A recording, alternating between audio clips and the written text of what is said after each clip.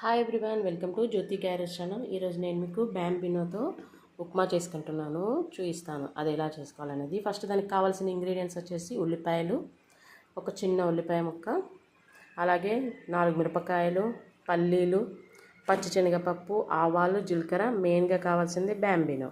Okay, ఇప్పుడు ఎలా తయారు చేసుకోవాలంటే ఒక కడాయి పెట్టుకొని దాంట్లో ఆయిల్ వేసేసుకోవాలి. ఆయిల్ వేసుకొని చిన్నగా పెట్టేసుకుంటే కొంచెం ఆయిల్ హీట్ ఎక్కాక ఆనియన్స్ వేసుకోవాలి. ఆనియన్స్ వేసుకున్న తర్వాత పచ్చిమిరపకాయలు, అలాగే జీలకర్ర, ఆవాలు, శనగపప్పు, పల్లీలు అన్నీ దీంట్లో వేయించుకోవాలి. ఇలా వేయించుకోవాలి, కొంచెం కలర్ చేంజ్ అవ్వాలన్నమాట.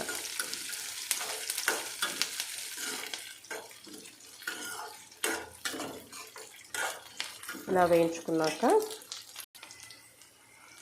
వేయించుకున్నాక తగినంత సాల్ట్ వేసుకొని మళ్ళీ ఒకసారి కలుపుకోవాలి.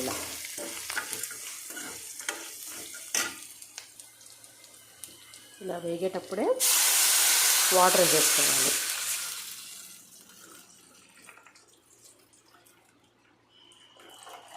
ఒక చిన్న టిప్ ఏంటంటే, మనం ఉప్మా చేస్తాం కదా, ఉప్మా రవ్వతో ఉప్మా చేసినప్పుడు కొన్ని వాటర్ ఎక్కువ పడతాయి, అంటే ఉప్మా రవ్వ ఉడకడానికి.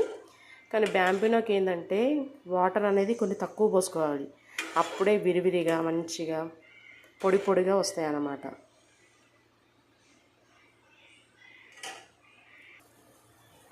ఇలా నీళ్ళు మసలేటప్పుడే మనం ఈ బ్యాంబినోని ఈ వాటర్లో వేసేసుకోవాలి. బ్యాంబినో వేసుకుంటాం కదా, వేసుకున్నప్పుడు మనకి ఇలా అంటే ఈ క్వాంటిటీలో రావాలన్నమాట. అంటే వాటర్ కాకుండా కొంచెం ఇలా ఈ క్వాంటిటీలో కొంచెం చిక్కగా వస్తే ఏంటంటే పొడి పొడిగా వస్తాయి అన్నమాట. ఇది నేను డైరెక్ట్ అంటే ఉడకబెట్టకుండా డైరెక్ట్ వేసాను కదా, ఉడకబెట్టి కూడా కొందరు చేసుకుంటారు బ్యాంబినో ఉప్మా.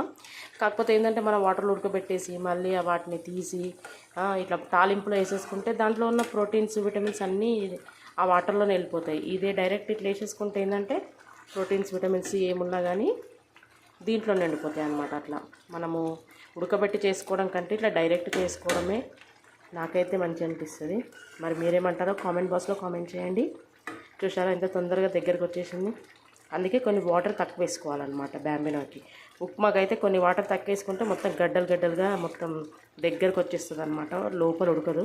కానీ బ్యాంబినోకు ఎన్ని వాటర్ తక్కువ వేసుకుంటే అంత విరివిరిగా వస్తాయి అన్నమాట. ఇప్పుడు చూడండి, చూసారా నూడిల్స్ లాగా ఎంత మంచిగా విరివిగా వచ్చాయి చూడండి, పొడి పొడిగా ఎంత బాగా వచ్చాయి. అందుకే ఫస్ట్ ఉడకబెట్టుకోవాల్సిన అవసరం లేదు, కొన్ని నీళ్ళు మాత్రమే మనం తక్కువ